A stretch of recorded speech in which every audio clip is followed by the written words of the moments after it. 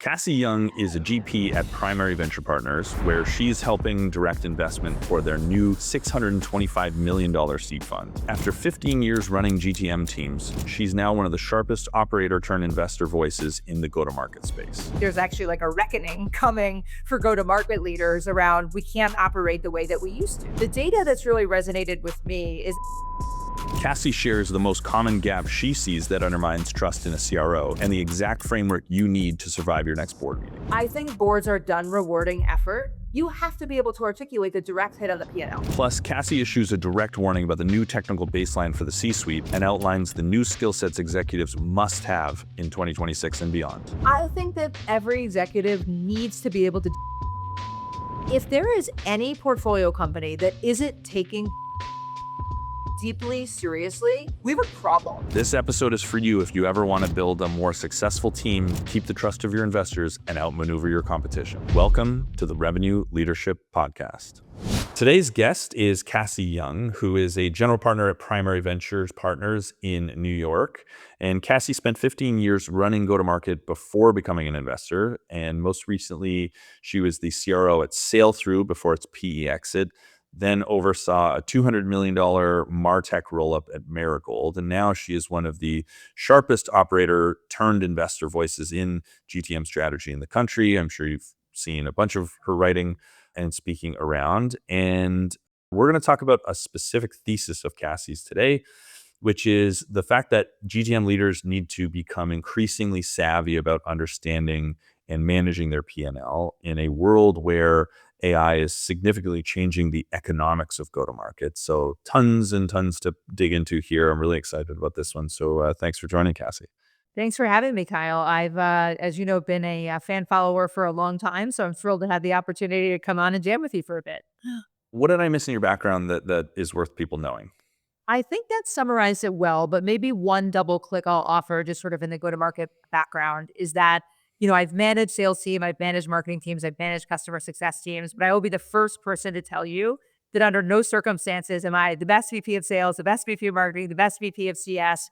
But I think where I excelled in my operator career is that I had this exceptionally strong general manager brain. And it comes back to the central topic that we're going to talk about today around the P&L command, and that it was actually a superpower, right, in the ability to take on bigger roles, et cetera, combined, of course, with the ability to hire an amazing VP of sales, an amazing VP of CS, et cetera.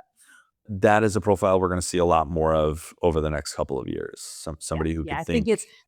you and I think have talked about this in the past, but as you see the convergence of these roles, I definitely think the generalist brain is having a moment, and that brain combined with the really strong business command will go a very, very long way.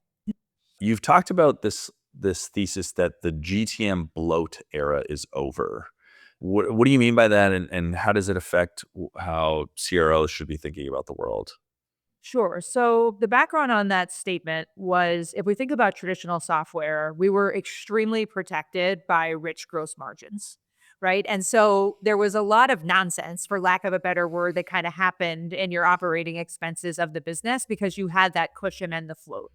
In a world where companies have to invest in inference and compute because they're advancing their own products, we don't have that luxury anymore. And so my statement was that I think there's actually like a reckoning coming for go-to-market leaders around we can't operate the way that we used to. The data that's really resonated with me is that if you look at the private company benchmarks around efficiency metrics, the one number that's gone up and to the right across every single revenue band over the past couple of years has been the ARR per employee number, right? But if you actually double click, and I'm citing some of Iconic's most recent benchmarks just for reference for people on this. If you double click into the go-to-market efficiency numbers, so specifically things like CAC payback, net magic number, they have been completely stagnant, if not atrophying, over the last couple of years. And so to me, I'm like, something's not lining up here where the organizations are expected to get more efficient on a headcount basis, but within go-to-market specifically, there actually haven't been, and I'm generalizing, of course, there are exceptions to this, right? There haven't been major structural gains on those metrics. And I just think that this is the time where there's going to be a reckoning between those two things. So when I say that I think the era of bloat is over, I think that we had a tolerance historically that Our sellers weren't spending all of their time selling, right? And the BDRs could do this many dials per week, et cetera. And that fundamentally, we have to challenge all of those assumptions because I told a group of operators at an executive at an event on Monday, you're out of excuses. There's more creative ways to do this. You're out of excuses is a popular refrain right now. Yeah. Jason Lemkin's on our board, and I love the Thursday pod that it's Harry Stebbings, Jason, and Yeah, it's great. Rory O'Driscoll, and he is beating this drum relentlessly. Like the SaaStr talk I did with him last year was in April, I think it was, and he said you have until June. If your CRO is not AI pilled by then, they got to go. Well, I'll take it one step further for you. So I had mentioned to you earlier, I hosted this event for a bunch of senior women executives earlier this week with the heavy go-to-market bet. And I was once again preaching the gospel of how you have to be, AI forward. And I started it by saying, this should be exciting to you because you get to 10x yourself in a way that you never got to do before. This should be exciting. If I can't get you excited by the opportunity, I am totally cool resorting to scare tactics. And the scare tactics are, number one, you're out of excuses with your board, right? Because it's the expectation. Number two, the example I gave them, which I think scared the crap out of everybody in the room, was I showed them this Claude prompt I had written. And this is an event series that more than 600 women have come to. I fed Claude the list of every woman who's ever attended the event. And I basically fed it a score that I called an elite score. And I said, I want you to rank these executives based on a number of criteria that I fed it around the company profiles, the growth, the role, etc. And I said, that's what's happening in the market right now.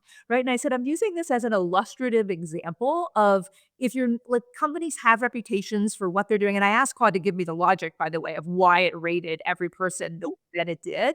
And I'm like, you're going to be exposed. You know what I mean? If you're not sort of leading into this. And I think that was sort of a shot heard around the world moment for people in that room. I love that. You should open source that so we could people can score themselves. How elite am I It's according actually to? a great it's a great lead gen, network lead gen for me, maybe. Yeah. Yeah, there you go. If you can vibe code it in the next week and a half, we'll put it in the show Exactly. notes. All right. Noted. Yeah.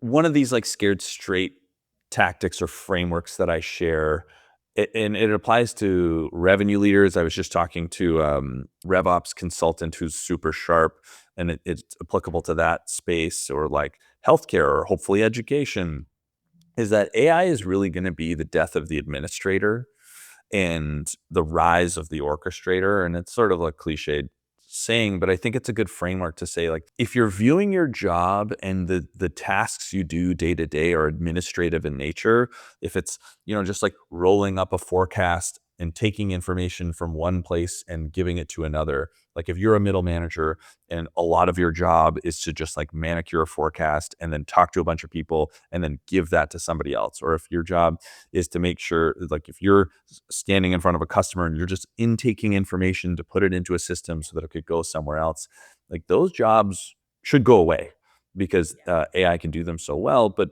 the people who should be excited and the people who will be successful can think systematically and orchestrate with all of these incredible new tools and see their value go up 10x in the market.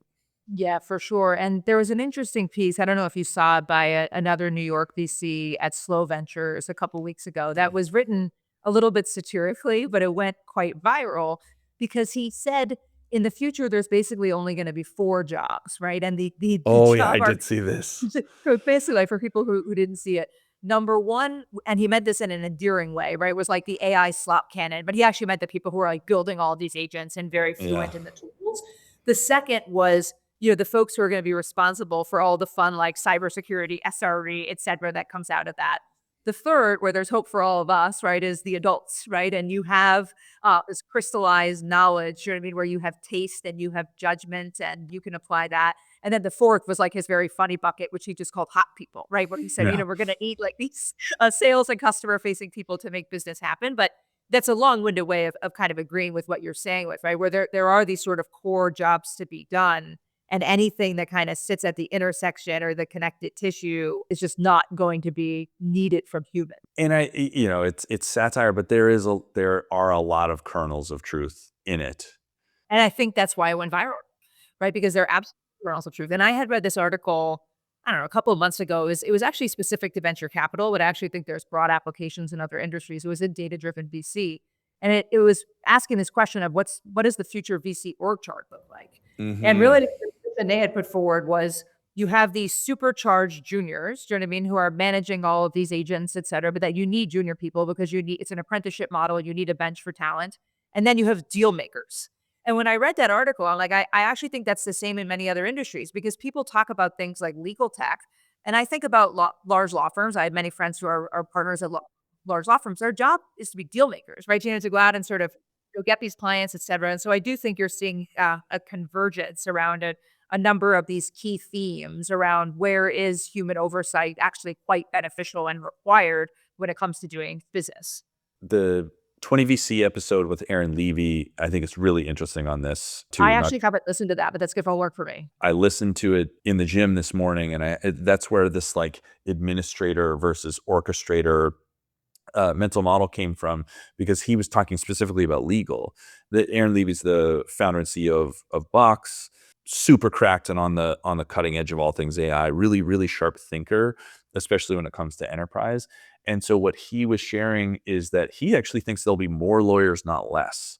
It's like if you give everybody a pocket AI lawyer that are producing all of these legal situations and questions, then you could argue that those people will need more human lawyers because there's more legal Yeah. documents being produced and memos. But he did call out this apprenticeship model comes under fire because those apprentice level jobs, whether it's an analyst at a venture company or in a legal practice or wherever it Mhm. might be, like they will not be nearly as required because you can do so much of it with your AI Yeah, and for tools. what it's worth, I mean, I subscribe to all that, and I think that particular piece he mentioned around the expansion, of supply. I can't remember from past episodes you've talked about like the Jevons Yeah, paradox bit yeah, that's yeah. going around, but we massively subscribe to that at Primary, right? Where it's like you look through history, and as things have become more available, more efficient, right, more affordable, like it absolutely increases demand.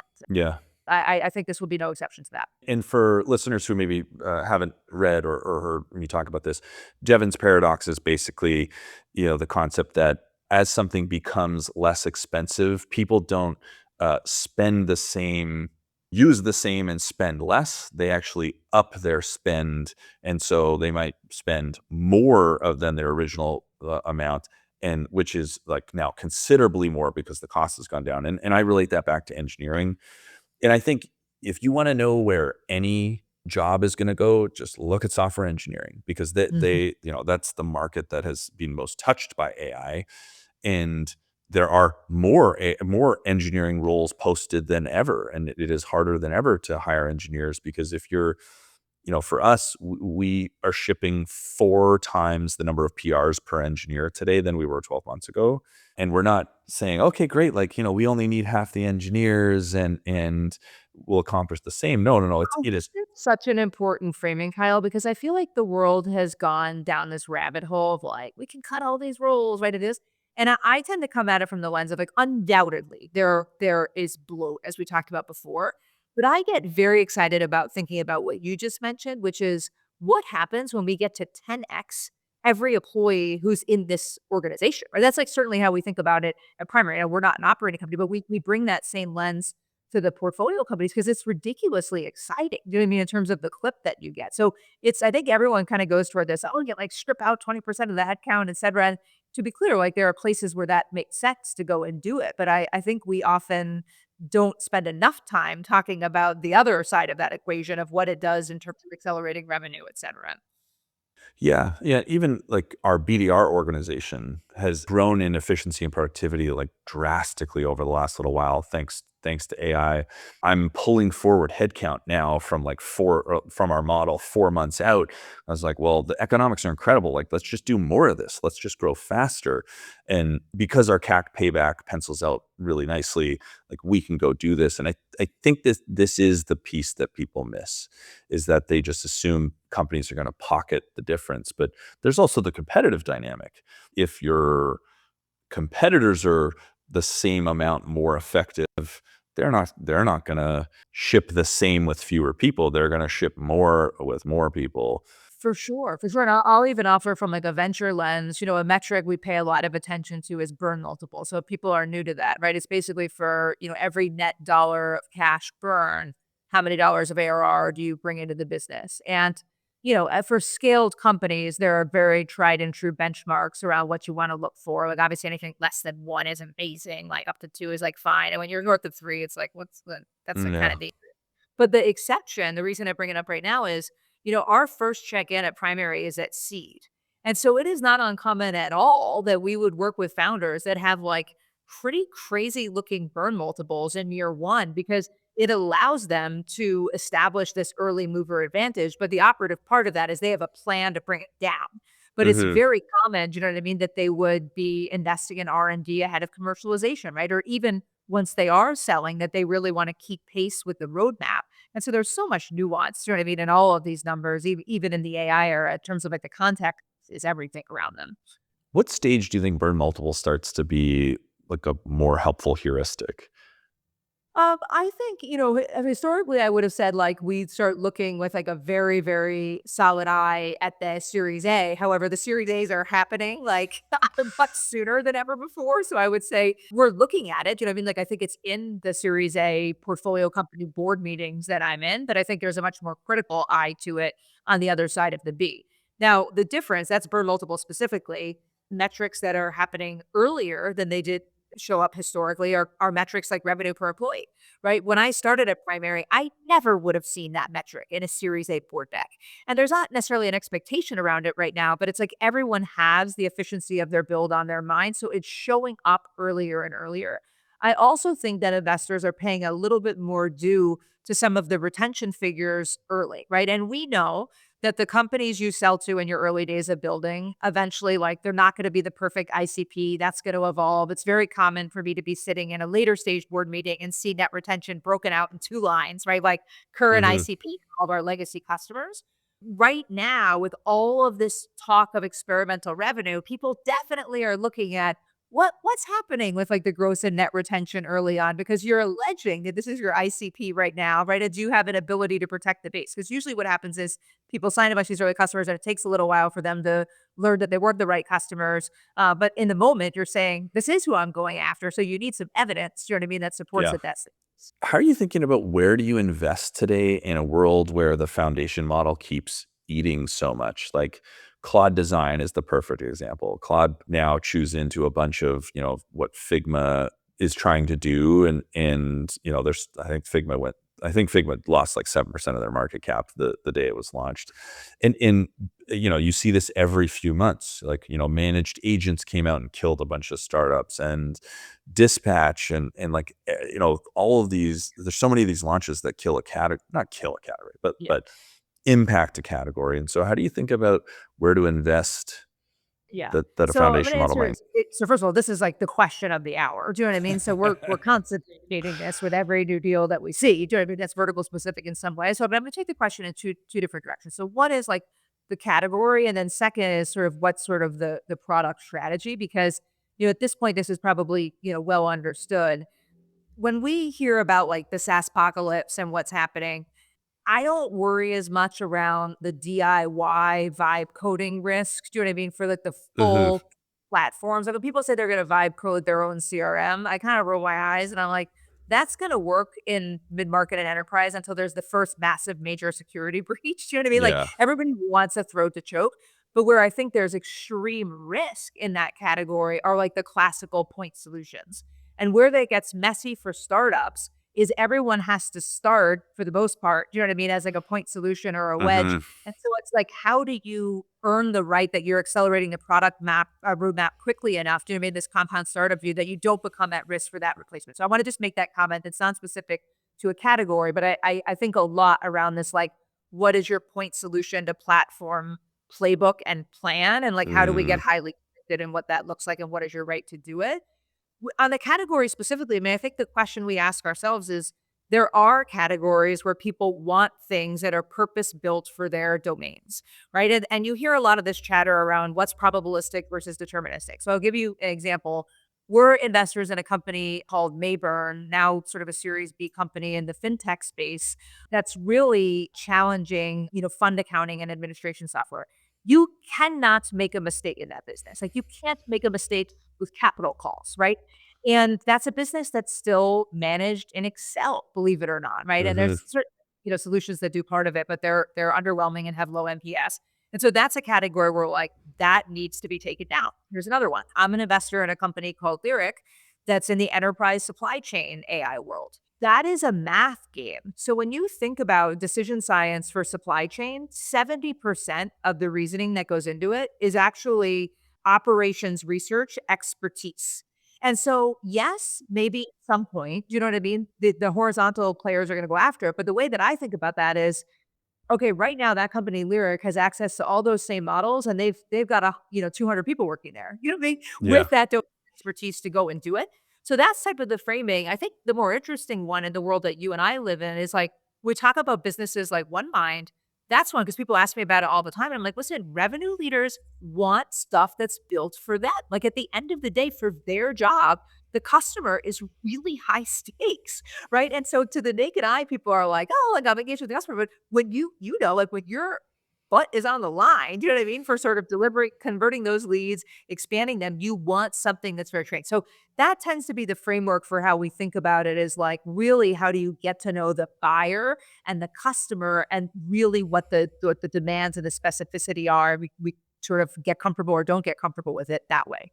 And so is this changing the way that you're thinking about investing or doing diligence, or is it more of the same as maybe what you would have done pre-AI?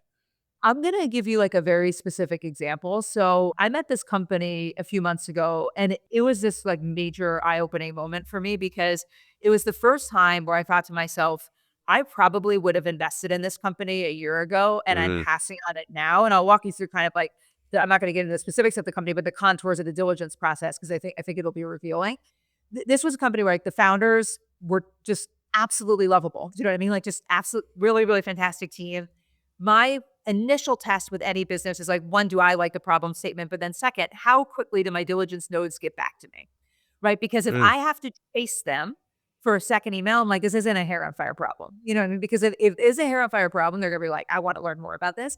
And this was one where like I went 7 for 7 on a Thursday night. Do you know what I mean? Of getting people in my network to take the demos. And They take diligence notes, just explain for people what you mean by diligence notes. yeah, so a diligence note is these are people in my network who are potential buyers of this solution. And we primary, we use our own network and then we of course cast a wide net so that we have a balanced perspective. But this particular business was building in a category where I'm like, I know some really good buyers for this product, so I'm gonna like use the backbone, right? I'm gonna call them. And the feedback from almost unanimously from them was like, wow, this is really cool. And I would try this. I think this is probably something we could ultimately do with Claude.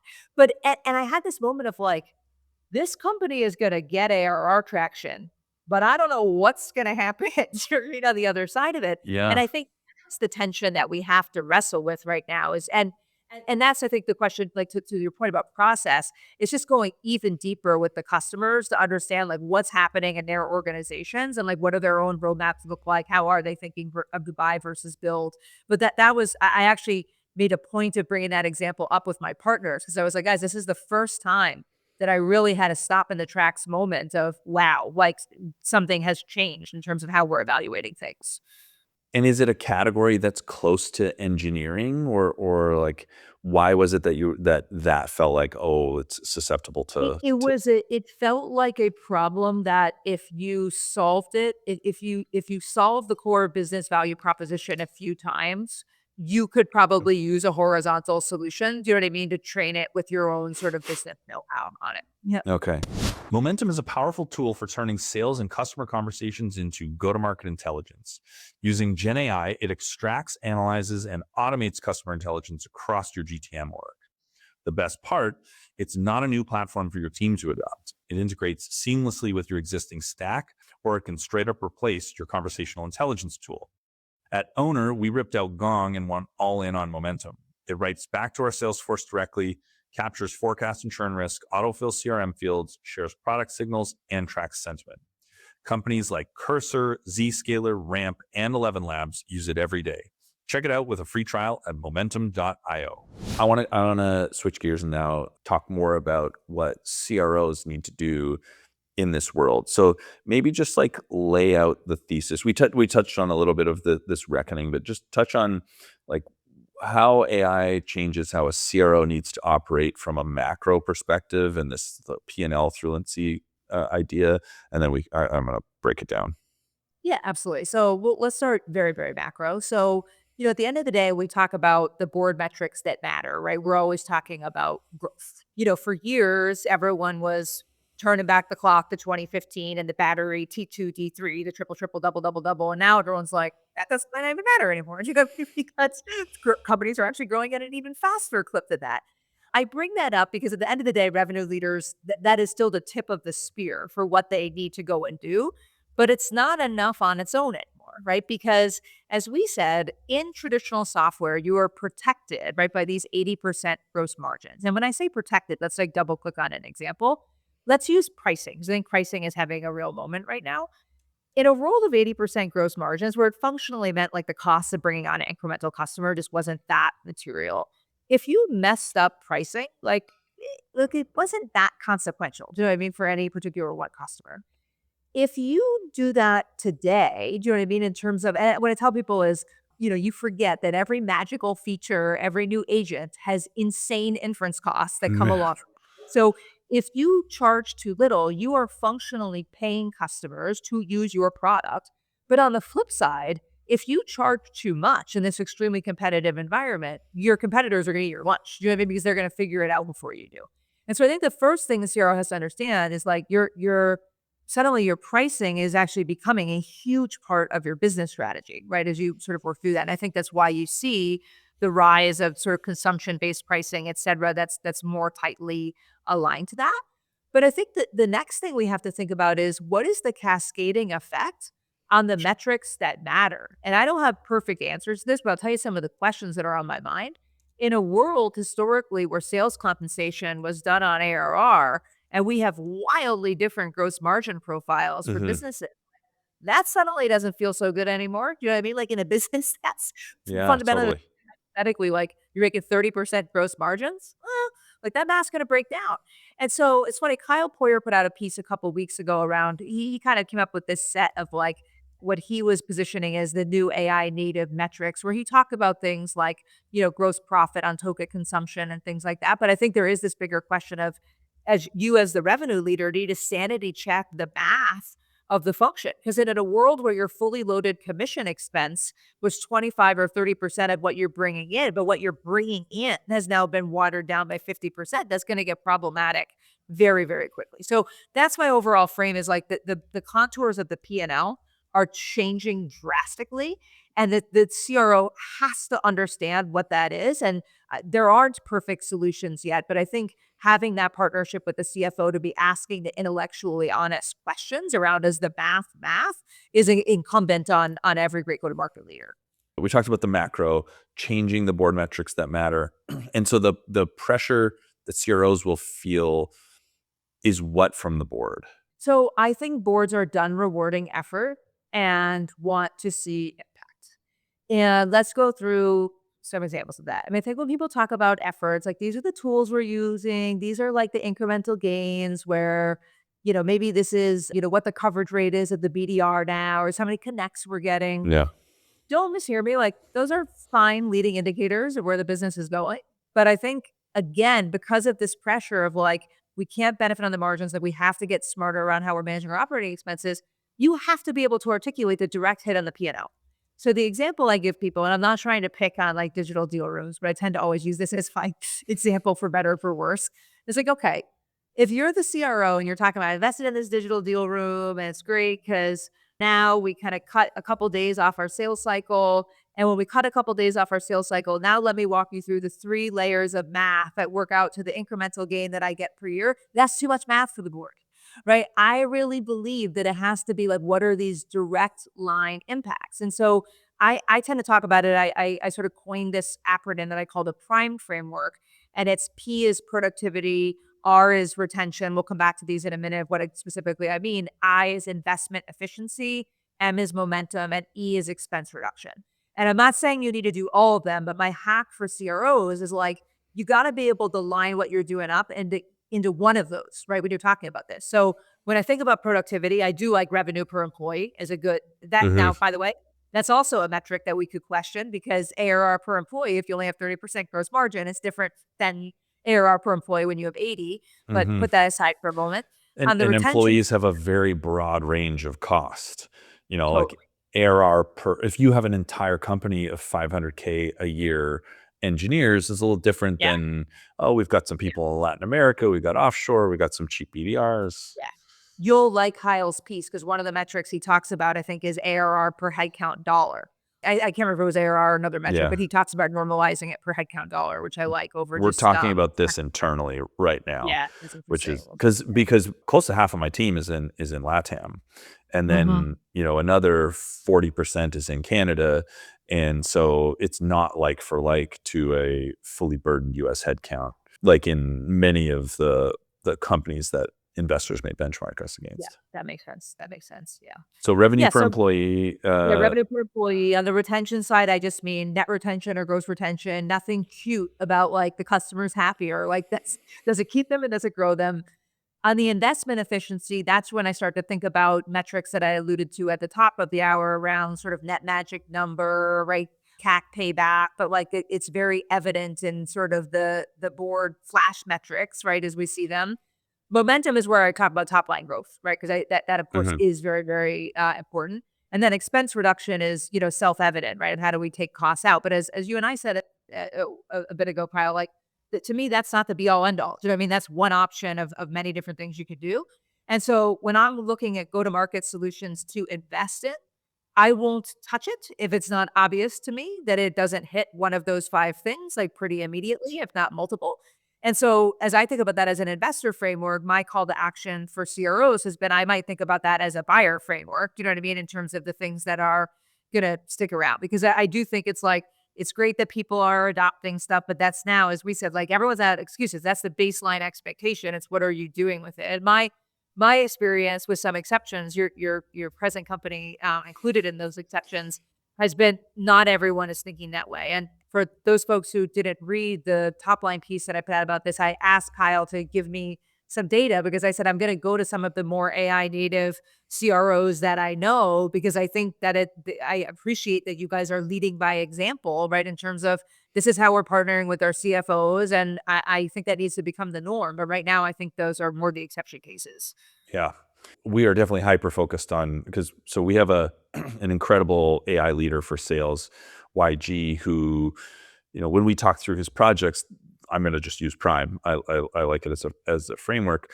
We are constantly coming back to, like, what is the thing that's going to bring in more dollars? It's really about growth. Yeah, we're trying to streamline stuff, but we're streamlining things so that reps can do more revenue generating activities. It's not really a cost reduction play. I also think this education has to happen like across companies.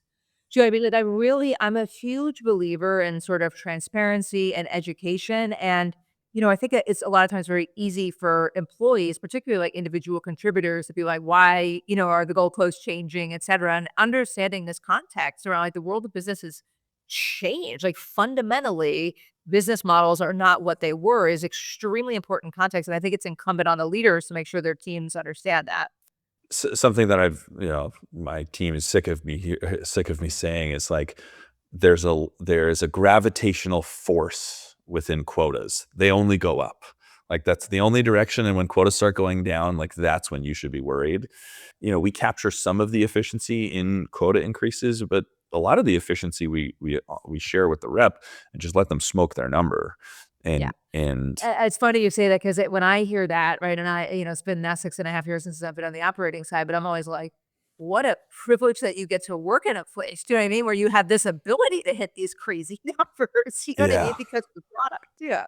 I think our average outbound BDR last month produced 10K and close one ARR, or to close one MRR. Wow. So, like, Yeah. 120K and close one ARR per person. And it That's was, great. not too long ago, 3.5K. And at 3.5K, the economics were fine. Like, you could make it work. But At one point it was 6, then 7, and last month we a lot of things went right, but this business is completely different because of those AI investments. What why do you think that companies aren't getting the return though? So they're doing AI stuff. Is it they're solving the wrong problems? It's the wrong tool. Like, what's the gap when you talk to people?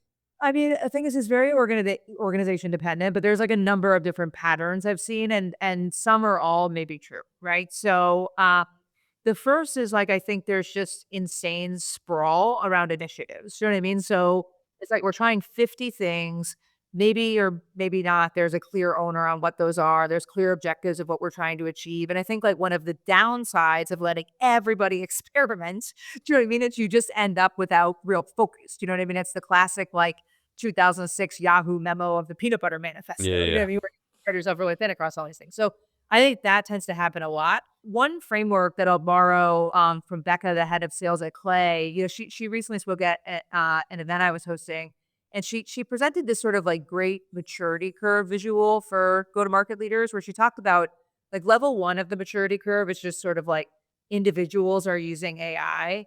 Uh, Level 2 is you have this sort of centralized view on it. Do you know what I mean? Where you start to get standardized, et yeah. cetera. And then level 3, right, is you actually are thinking about how you create alpha, right, from a go-to-market perspective. And her view, and I feel like Clay is such an interesting company to talk about this because they are on the front lines with so many of these sales teams. Because that most people are like hovering in number 1 and like maybe number 2.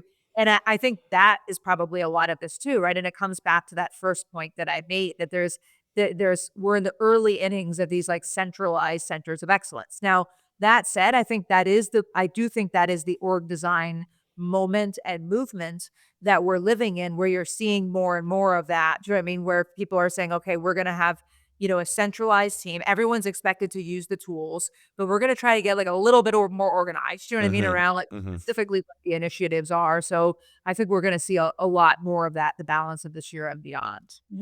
Yeah, this was the newsletter post I wrote a couple weeks ago. It was like, by 3x my most popular on mine, and then we reposted on top line, and a lot of what I think our success is attributed to is we've had a very centralized approach from the beginning, not because we were super smart or like decided, oh, we're going to be centralized, but it was just this emergent property from a small handful of us from November 22 and beyond.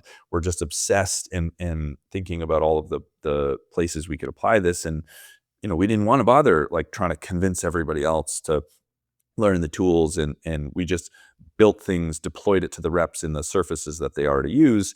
That really reduces the change management friction. Like you're updating, you're not asking them to do like a ton of brand new different things. And now I feel pretty strongly that like you need a central, it doesn't have to be one person. You don't necessarily need an AI czar. It could live maybe in engineering with applied AI, or maybe in RevOps, like that the shape can look different, but Yeah. I'm with you. We've actually done this even at primary, right? Where, we've been pushing people to use the tools and we're in an extremely tech native Mhm. company and so people are comfortable with doing that. But last year we said we're actually going to invest in a centralized team. We call it primary OS. And, to your point, it's been great. Do you know what I mean? Just at actually like building product that scales other people can use. The other thing I would say is it um drives new ideas and thinking every time they ship a new product. I'm like, "Oh, I have this, like, random idea for something I was, like, working on based on, like, something that they built that maybe I don't even need today." But just, like, the way they did it got me thinking in a slightly different way. So it's been a huge benefit for us as well. Brendan Short, who writes The Signal, had a similar framework. He had like L0, which is like, okay, you're sometimes using some chat stuff. Like, let's ignore those people. Then level 1 is, okay, you built some custom GPTs. Maybe you've like opened Claude Code once or twice. Level 3 is you've built an app, and then level 2 is you've built an actual thing, and the level 3 is you're a systems builder that's thinking You're about the mhm. infrastructure.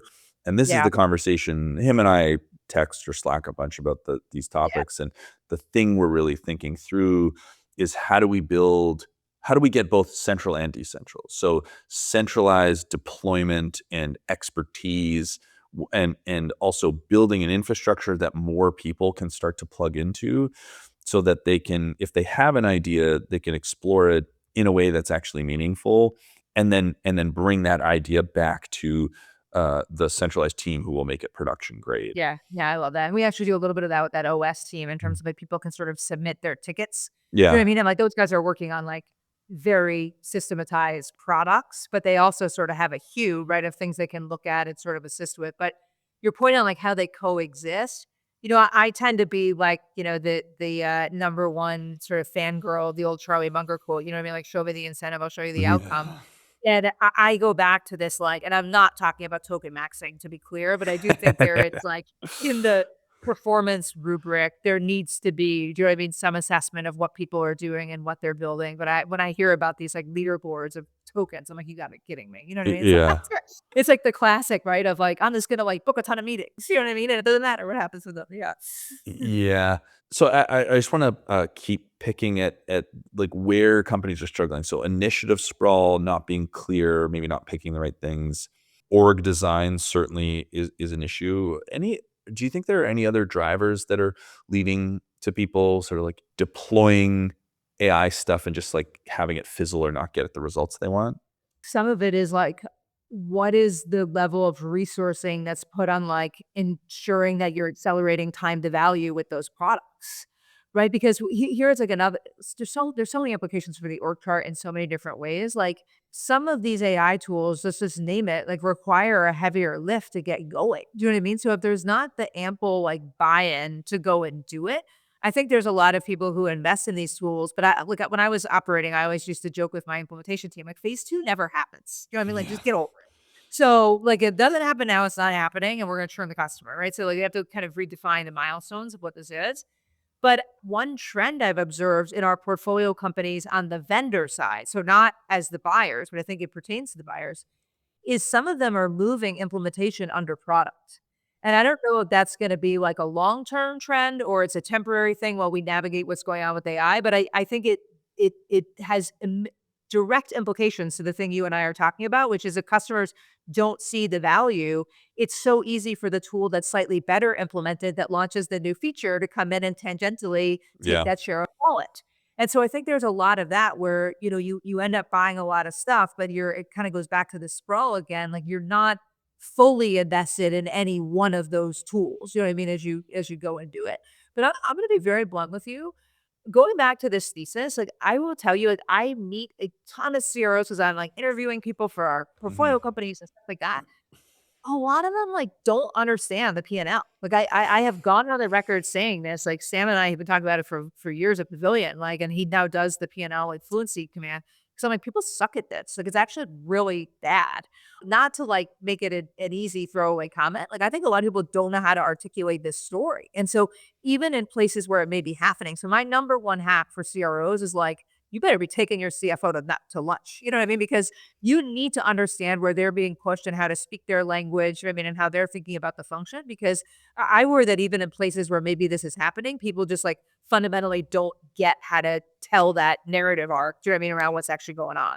Beyond going to lunch, like seeing your CFO as a partner and not the obstacle. Like so much of the time, it's like, okay, my CFO is going to tell me no on the headcount I want and no on the thing I want to buy, and they're going to push back, and you just get into this very like binary place as opposed to saying like, all right, I need to go make that person a partner. And when they tell me no, like, okay, why? Hey, help me understand. Like, why do you look at this and say no?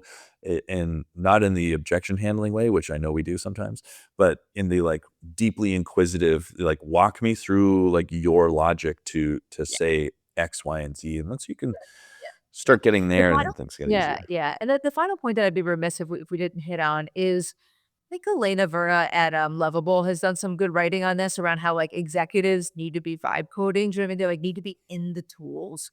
And I still think there's, like, wild dispersion in terms of what's actually happening, right? Like, you and I are getting on and you're telling me, you know what I mean? Like, you've got all your agents running for you, et cetera, which is amazing.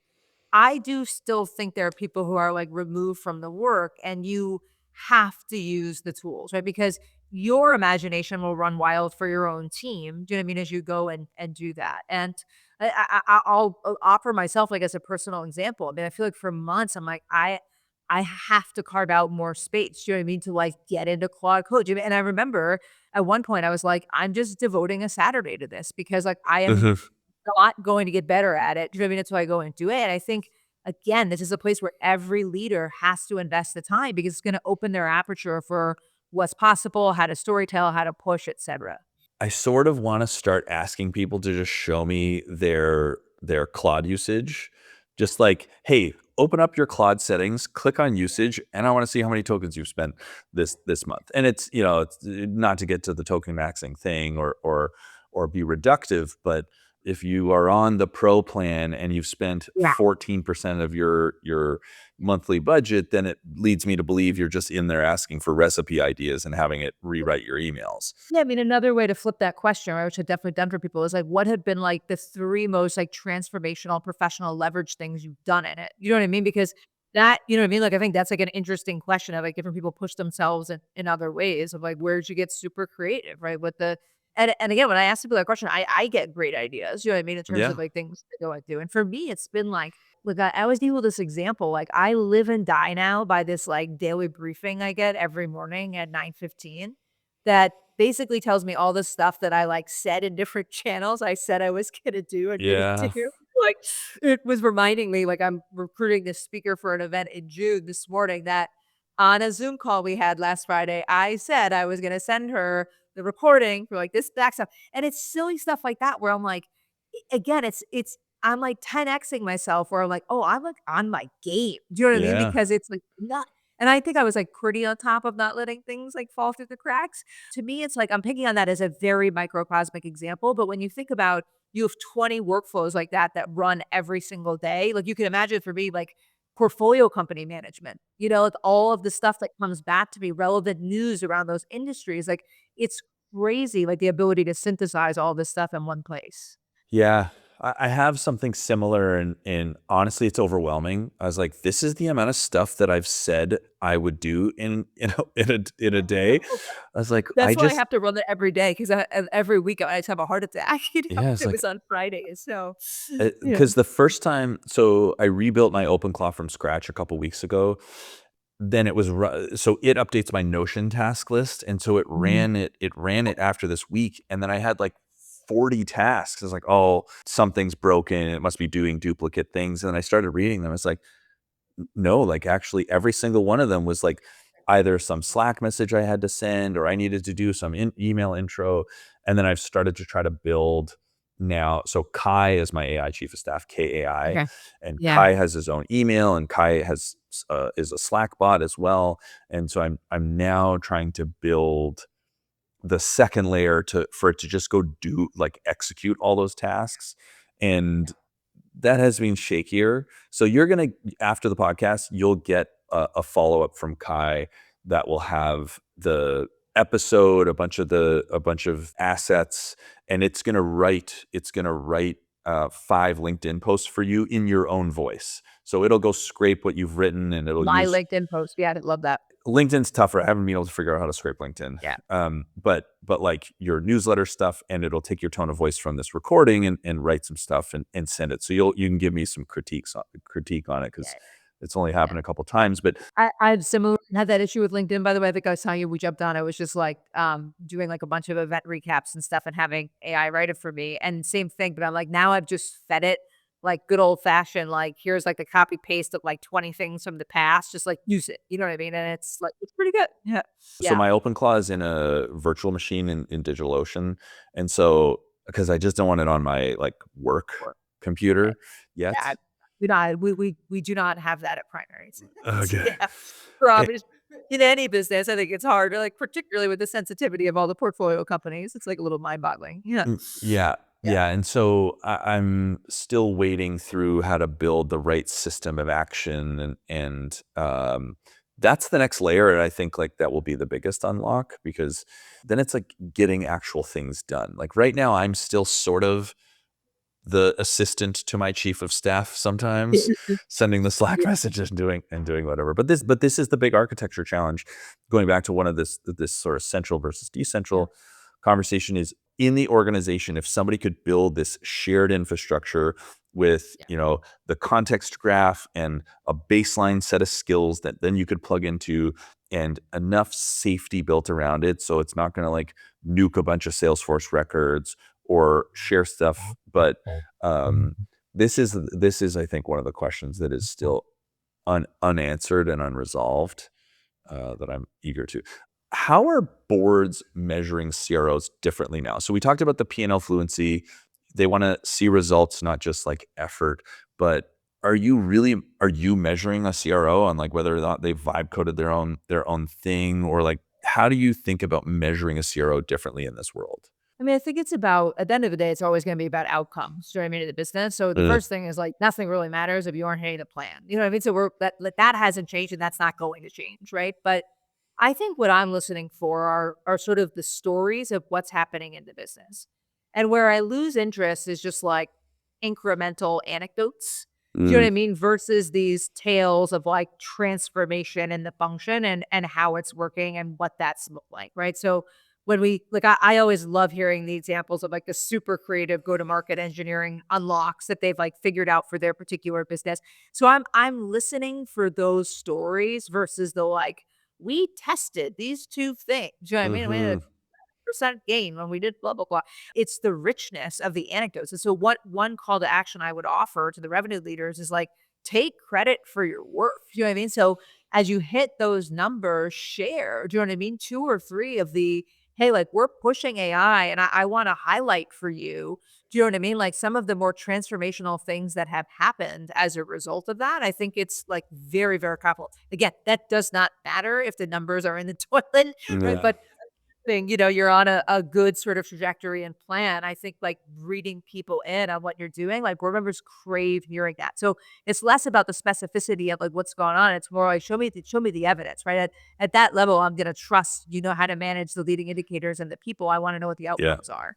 So say you have a company, they're performing well, growth is at or above target, but this CRO is just like, clearly not put in the work to learn the AI stuff. They haven't done anything themselves. Somebody else is doing some interesting things, but like Yeah. they Yeah. don't get it.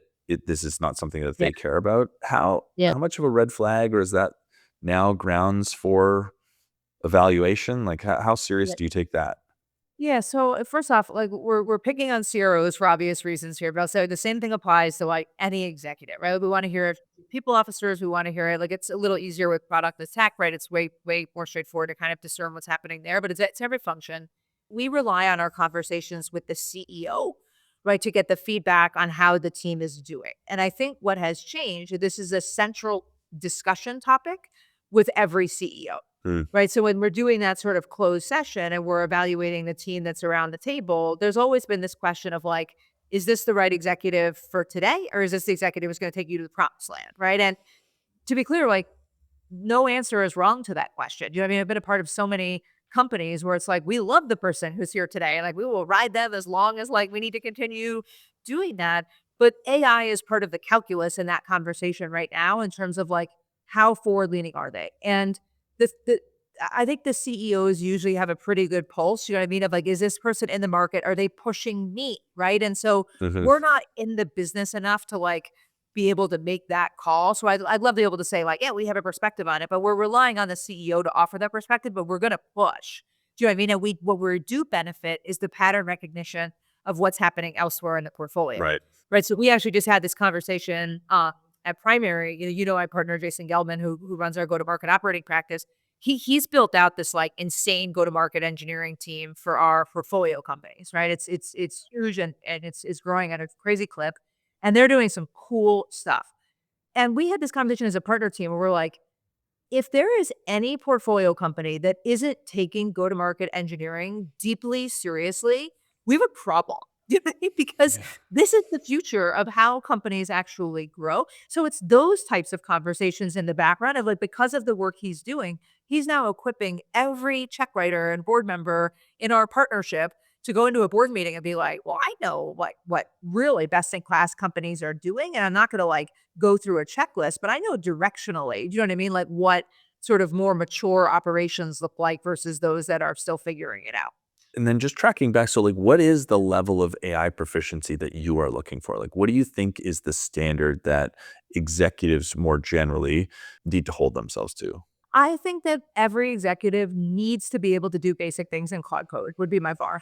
Do you know what I mean? Like you have to understand like how MCP works. And the reason I say this is because your product has to do these things. So how on earth can you be in market? Do you know what I mean? Talking about this. And you when I saw you in San Francisco in January, you shared your bit with me around like no new surfaces. Do you know what I mean? And it really resonated with me because there's portfolio companies we're working with now where they're like, oh, we're prioritizing our Claude integration. You know what I mean? Because we know we have to meet the customer where they are.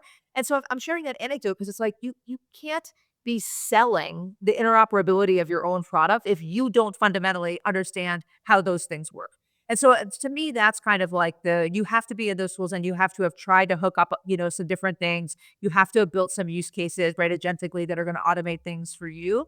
I'm not saying that you need to go and run your whole life through agents, but I think that baseline, like you've been a consumer of the tools, you know where people get stuck, you know where things get rate limited. Like that's not only important for setting an example for the team of what's possible. Again, every product has to think about this. So if you're in a sales role, you just have to understand it. And I think it is such a different way of working, and the assumptions are so different now that unless you're in it, I'll say day to day, like maybe you can get away with like weekly, but you just won't build a native understanding of the primitives and of the like the first principles. Even just simple stuff like, I've spent, I don't know, 10 to 15 hours building this like XDR hiring analysis. And at one point I was like getting stuck and I was spinning on it. And I was like, okay, I need to start in a fresh context window. Like I needed to move into a new terminal window and start again because like, the context gets all garbled and then you just can't make progress. But even that thing was built on enough understanding of the way these chats or the way these things interactions work is like every single token above you in that conversation is pulled into the context window to answer your thing. So because I was like first connecting data sources from a bunch of different places, and then I was having to like groom the data, and we had to go through like this process. And so by the time I was having to do like a bunch of different types of analyses, it was like confusing them all. And but starting fresh is like Yeah. it really started working. And then I ran like the Carpathy auto research thing on it. And even that like is because I'm on Twitter, and like I was like, ooh, auto research, because I have output data and input data. Auto research could do this sort of like synthetic analysis. And and I just don't know how you make great decisions about how you build your go-to-market org and be a good partner to your product teams if you don't understand some of those primitives. And maybe you don't have to go as deep as I did, but like I sort of think you do. When I first started tinkering with it, I sucked at it. And Yeah. I'm like, "Why is this taking so long?" You know what I mean? Like, and I would actually ask Hot why that takes so long. And it's Yeah. like, "Well, these are 5 things you massively screwed up." You know what I mean? Well, you just did. Yeah. And even that feedback mechanism, do you know what I mean? Is I'm like, "Oh," and it frames your way of thinking even around how, like, a customer would use your product. You know what I mean? Like, I think there's just such, uh, transitive properties, you know what I mean, of sort of being in the tools and how your customer would be using these tools. But I agree with you. I think it's immensely powerful. And I do think you brought up an interesting point when you said, like, on Twitter, I'm in these places. I mean, I think, like, it's always so important for executives to be sort of activating their networks. This is a time where that is, like, so critically important because that's where you get ideas. Do you know what I Mhm. mean? You're kinda out there, you're talking to people, even if it's not like for your business, you're gonna say something that triggers something in my brain that even though I'm in a very different business, right, is gonna get me thinking about a problem in a different way. And so I think it's always been important that people are, leveraging the professional networks that they have at their disposal, but I think it's especially important right now. And looking beyond your function, like I learn way more about GTM AI from product. Like I spend a lot of time with our product team here, and I'm constantly hitting them with questions. And I think I plug Lenny's podcast like every 3 podcasts, but I'm going to do it again. Like read Lenny's newsletter, like listen to that podcast because he is so inquisitive and curious. Like he makes it approachable, and not every episode, like some of the episodes are going to go way into product management, but there's a bunch of them where they talk about AI strategy and how it's transforming organizations that is the most readily applicable. And like I Yeah, said he's got some before, great stuff. yeah, like Yeah. engineering and product are on the forefront of this. All of the things that are happening there, all the challenges, all the opportunities, they're going to be similar that we're going to be dealing with in, I don't know, quarters or years from now. How else does a CRO need to evolve this like P&L understanding? So we've talked generally about become friends with your CFO, get inquisitive about how they're operating, but like what are the pillars or like foundations that a CRO or a CMO need to go like add to their toolkit? How would they think about building this new skill? I have this framework that I use for every executive on the planet in terms of what I think separates the best from all of the rest. And I think the best are it's not a huge sample size, right? And I call it sort of the core 4 attributes, right? And the core 4 attributes, which are gonna really reflect nicely on some of the stuff we've been talking about. The first is P&L fluency and command. We'll come back to that again in a minute. The second is this concept of first team thinking that I borrowed from Pat Lencioni, who wrote books like Five Dysfunctions of the Team. If people are new to it, the idea is your first team is the most senior team you sit on. It's your peers, not your direct reports, such that you always put the business above your swim lane. Go-to-market leaders are very, very bad at violating that. Yes. So Yeah, yeah. there's a reason we had the highest median executive turnover rates, right? And usually number 2 is heavy blame. Third is this pulse on macro. So you are constantly rewriting your own playbook and narrative based on what's happening in the market. And then fourth is the strategic network or your bat filler, right? So we've kind of hit on all of these in different ways. My point would be like in the P&L bucket, the one thing we said in passing that I want to just like hammer home is when people hear P&L, they hear income statement, right? They're like revenue and cost. Yeah. It's about so much more than that, right? It's about revenue versus cash, right? All of the nuance that's in the business and the full financial picture of what's going on. We talked about things like burn multiple, et cetera, but you have to have a full command for the financial health of the business. So when I say take the CFO to lunch, what I mean by that is you need to understand like truly the financial health and picture of the business. Like where is the board pressure testing the CFO? Because there are conversations that only the CEO and CFO are in that the functional leaders are not. And that I think can really contextualize a lot of what's going on. That's probably the biggest thing that we haven't talked about yet today. But to me, those are like the 4 things that every leader has to prioritize and has to get right. And on number 2 with the first team, let's talk about what that looks like. That's the, hey, I actually had this major aha moment around AI where like I could cut 50% of my team, but no one's asking me to do it. The amazing CROs are going to the CEO and saying, I'm like putting my team up. You know what I mean? Based on what I've learned. And we don't see a ton of that yet. If you're going to give executives a roadmap, where are you pointing them to? So I think about unit economics and some of the key metrics in there. So payback period, LTV CAC, the cost of sales. What else would you point them to be like, if you don't understand these things today, you got to go figure it out? It's a 2-part answer. For years, I had like one very simple answer for this, right? Where I said, I think Iconic in the software world has done a very good job of sort of crystallizing a framework for the metrics that matter, right? So they sort of have a set of metrics. I think they call it like the emerging growth index for companies that are less than 20 million in ARR, and then their enterprise 5 for companies that are north of 20 million in ARR. And I love those for a long time. And in the fall, in their state of software report, they actually said, hey guys, these metrics aren't changing. What's changing is how quickly and efficiently companies need to get there. Now, 6 months later, I don't buy that anymore, right? For all the reasons we talked about. And so now I think the challenge is no one knows with certainty what the new metrics are. You just have to be intellectually honest enough to be challenging them. So we talked about like Kyle Poyer's piece. I'll give you another example. My friend John Gleason, who runs a syndicate fund of customer success leaders called Success Venture Partners, who's the first CS hire at Motive, he put out this great piece that we can also link out to called Outcome Metrics 1.0 that he published maybe 10 days ago.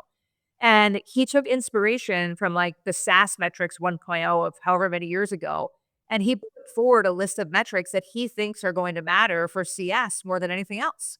And he talked about things. I'll give you one example. One example was something called outcome cost efficiency, right? And so the whole idea was if you pay an agent, $8, right, to resolve a ticket, but the human cost of doing that, do you know what I mean, was $24 of going to do it.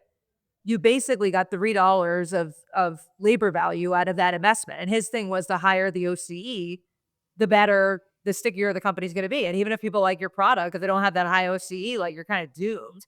And that's the type of thinking that I think people have to be doing. And I don't think there are perfect answers, but that's where I think the CRO and CFO can be sparring partners. I'm like, even though everyone said that was the right metric, because that like really passed the sniff test, you know what I mean, of what we're seeing in our customer base and what makes sense for us based on the business model today. And actually, one of my favorite newsletters is actually written for CFOs. It's called Mostly Metrics by CJ Gustafson. Oh, Asa And is always telling me about this guy. it's awesome. CJ's a great guy, and he like really is fluent on the business side of it. But that's like one of my favorite reads every single week, is he really breaks it down, I think, in pretty brass tacks. The other one I'll mention that's not a business newsletter, it's more of an investor one, but I think it resonates, is there's a newsletter from Altimeter Capital that comes out called Clouded Judgment every So Friday. good. It's so good, right? And he had a great one on like this whole question around pricing. And he gave this great example of like the GPU leasing business and what happens when you go from per hour to consumption based. So that's another good one for people to check out. Okay, I want to move us into a quick fire to close out. The normal question is, what do you think separates a good CRO from a truly great one? But is that just your core four? Yeah. Core four. So just explain pulse on the macro then. Let's do one click deeper. What did you mean by that? Yeah, so pulse on the macro is, I mean, I'm just gonna put this very bluntly, you have to read the news. So all the stuff that we just talked about, I'm like, and it's not just reading the news for like, check, I get, we always say like, congratulations, you got an A on the test, but you failed calculus, you need to read the news so that you're developing a perspective on what it means for your company. And I think that's where we're kind of missing that. Do you know what I mean? Of like, oh, I'm like tracking all the stuff that's there, but you're not actually offering any perspective on like why what's changing in the world matters. And then really importantly for CROs, what does that mean you need to go and change? Because none of us have done this before, but like, what does it mean for your own playbook? And I think this is particularly important for people who are like in active interview cycles right now, where you're not going to be able to say at company X, I did blah, blah, blah, blah, blah with AI, because that's just not true.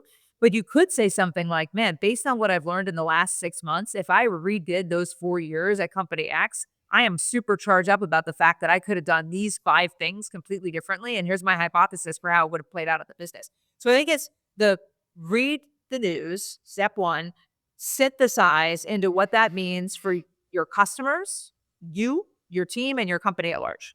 What is the most common advice you give to younger leaders, like first-time VPs of sales? First team thinking, always. It is always my number one thing. And I'll give you an example. I always share this example. It's sadly a real one from a couple years ago, but I think brings this to life for people. A couple summers ago, I was on vacation. I had this like, text me if it's urgent. This portfolio founder texts me. I'm like, is it urgent? He's like, no, actually it's not, maybe not that urgent, but it's August. They're on a calendar fiscal. He was like, the new head of sales is changing all of the quota. So I just wanted to get your advice on how to roll that up. I'm like, it's August 30th. What back the truck up. And basically what happened is that this was a business where a ton of the leads were generated by marketing, or a high velocity sales cycle. And there was seasonality in the summer months. So what happened in July and August, right? The leads dried up. The reps were super pissy because they didn't have pipeline. Yeah. And they're at this VP of sales. And his solution is to go and change all the quotas. And I'm like, that is literally the most egregious opposite of first team thinking example. Like the answer, as you know, would be like, well, what can I do to help gas the pipe from sales, right? Like, is there a spiff I can launch to kind of drive pipe between now and September 15th? What can I be doing? And so that is always the central piece of advice that I give new VPs of like, you have to play. Like I'm a huge Duke basketball fan, and Shane Battier had this great line at podcast a while ago where he's like, you got to play for the front of the jersey, not the back. Right. That's just like so well said. The one other thing I often tell them, this for sort of a BOGO, is like, you can't build enterprise value without customer value. So like you just have to be like maniacally consumed with customers, and you look at the businesses that are enduring and really are set up for long-term success. It's because like that customer obsession is innate in every single function. That's a good one. Yeah, the first team thinking is hard for VPs of sales, but often because it's the comp plan. like if you put 50% of their income on the line, like you are driving them to think very, very clearly about one thing and one thing Here's my only. hot take on that. I mean, when I was the CRO at Sailthrough, my comp plan it was partially driven by like the commissions of the sales team, but I was also on a classic executive bonus plan, right? And the classic Yeah. executive bonus plan every exec had 3 metrics that mattered, right? And it changed from year to year. Like at one point it was like exit ARR, NPS, and for like a cash target. When we were profitable, it became EBITDA target. And like I was held accountable to those things, and by the way, our head of product was held accountable to these same 3 metrics. You see real behavioral change in a product leader, do you know what I mean? When that's what's dictating the comp plan. So I think you're right, but I think it's companies miss an opportunity to like rethink how they should be doing comp for senior leaders specifically. Do you know what I mean? To make sure that they're aligned to the first few metrics that matter. I do think it's crazy that I know a lot of CROs that are on 50/50 plans. I think it's insane. I have very little variable in my plan today, Yeah. and we've never missed a quarter in my history here. And we go at that with like the same maniacal focus that if I had, more on the line on a month-to-month basis or quarter-to-quarter basis, but it still forces you to think about it. It means that you can be a much more holistic thinker. I learned this lesson at Shopify where I had no variable comp. It was just cash and Interesting. equity, and I thought it was Yeah. insane at the time. I was like, "What do you mean? Like this is just fixed and I don't get it." Mm. But then there were like multiple decisions where I could be like, "Okay, like I know this is going to hurt the sales number, but it's good for a bunch of these other reasons." And I owned customer onboarding at the time, which had to take into consideration, but Yeah. it was very clarifying. That's a great example. But the world just needs more Kyles, you know? Yeah, yeah, exactly. Definitely. What's the hardest lesson you've had to learn in your career? Trust the process. Mm, And this is advice I give people who are like very early in their career. I think as you're like kind of making your way into the executive suite, like you don't have all the context and you don't have all the perspective on why decisions get made. And I think for me, like when I was in my 20s, I'm like, that makes no sense. Like bullshit. You know what I mean? That we're doing like these things. And like, I can remember like the first time, like I had a bunch of friends in my company who were like let go by a riff and I like carried that for baggage for a while. And then the first time I can remember I had to execute a riff. I'm like, oh shit. Like that one must have been terrible. And so I think that's advice I always give like younger people in their career. Like just trust the process. Like if you're working with the right people, like at the end of the day, if you trust the people, you have to trust the process. And if you don't trust the people, you're in the wrong place. Yeah. Last question. What's the best thing you've read in the last like year or so? I mentioned Jam and Ball's Clouded Judgment. That is something that I quote in the office at least like 5 times a month, like something that's going on in there. And I like rode that ARR versus ERR piece from 2 years ago. I'm still talking about 25 months later, right? So Yeah. in the last 12 months, but I think in any given month, there's something that I get like 2 years of mileage out of. So I would say that's probably like the thing, like if I think about like where I get the most sort of bang for my buck in terms of where I'm reading, that probably is at the very top of the list. Yeah. All the altimeter people are so sharp. It's Like I so good. love Yeah, Brad.